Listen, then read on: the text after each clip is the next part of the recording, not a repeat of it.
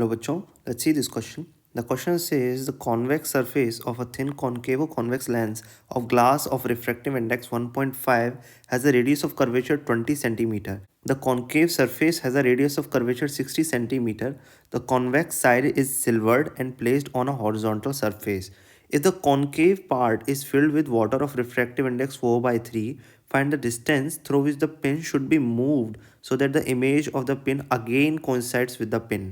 तो हमने previous question में देखा था कि जो हमारी पिन है उसकी डिस्टेंस पूछी थी एक्स की, उसको कहाँ पे पुट करें कि उसकी इमेज उसी जगह पर फॉर्म हो। तो हमारी प्रीवियस क्वेश्चन में एक्स जो आई थी वो आई थी हमारी 15 सेंटीमीटर। इस साइड का रेडियस ऑफ कर्वेचर हमें गिवन है 20 सेंटीमीटर और इस साइड का गिवन है रेडियस ऑफ कर्वेचर 60 सेंटीमीटर। अब इस कॉम्बिनेशन में इसने कॉन्केव पार्ट में वाटर फिल कर दिया है जिसकी हमें रिफ्रैक्टिव इंडेक्स 4/3 गिवन है। तो हमारी ये जो कॉम्बिनेशन पूरी फॉर्म होगी, इस कॉम्बिनेशन में हमारे एक तरह से 4 लेंस बिहेव करेंगे।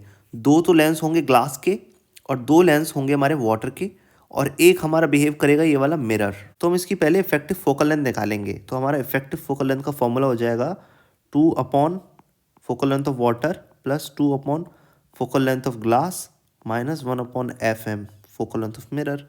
अब हम प्रीवियस क्वेश्चन में फोकल लेंथ ऑफ ग्लास निकाल चुके थे विच इज 60 सेंटीमीटर। अब हम फोकल लेंथ ऑफ वाटर निकालेंगे। तो फोकल लेंथ ऑफ वाटर हमारी कितनी हो जाएगी 4/3 minus 1 by lens maker formula और 1 अपॉन R1 कितना हमारा 20 सेंटीमीटर। तो ये हो गया हमारा फोकल लेंथ 180 सेंटीमीटर। हमारे पास FW पता है, FG पता है और FM हमारा कितना था, हमने इसको प्रीवियस क्वेश्चन में भी निकाला था, ये था हमारा -20 divide by 2 which is minus का 10। तो अब इन सब वैल्यूज़ को इसमें पुट करते हैं, हमारी इफेक्टिव फोकल लेंथ निकालते हैं। तो ये हो जाएगा 2 divide by 180 plus 2 divided by 60 और ये हो जाएगा माइनस का 1 अपॉन माइनस 10। यहाँ से हमारा इफेक्टिव फोकल लेंथ आ गया -90 डिवाइड बाय 13 सेंटीमीटर। अगेन ये प्रीवियस क्वेश्चन की तरह नेगेटिव आई है तो यानी कि कॉन्केव लेंस की तरह बिहेव करेगा।